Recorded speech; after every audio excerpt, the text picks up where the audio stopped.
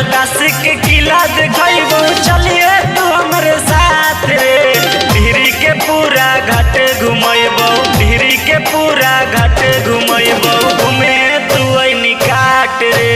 टिहरी के पूरा घाट घुमैबो, घूमे तू ऐनी काट रे। जिला रोहतास के किला देखो चलिए तू हमारे साथ रे।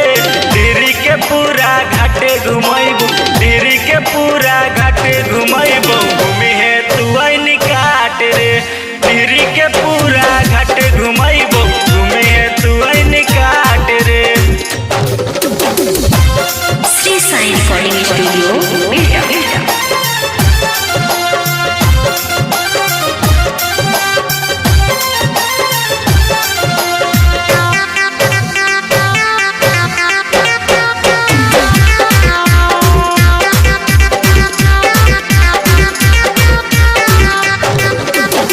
ओही जाके लोगवा हवे बड़ी रहंगा बाज हो।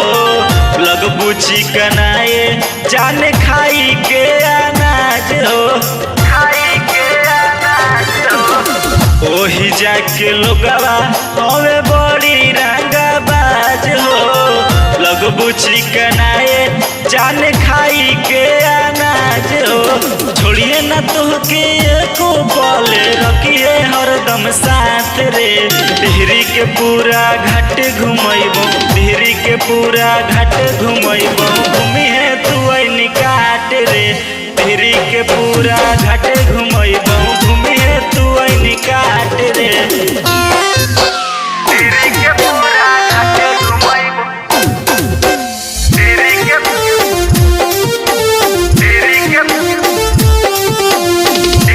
पूरा घाट घुमैबो, घूमी है तू ऐनी काट रे।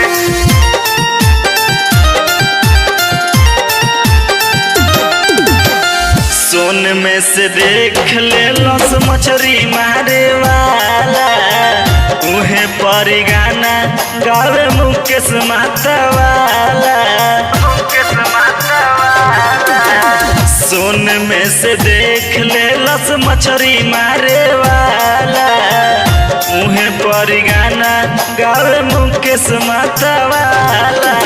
सुंदर सुंदर वही जा मिली देखे के तोरा घाट रे। टिहरी के पूरा घाट घुमैबो, टिहरी के पूरा घाट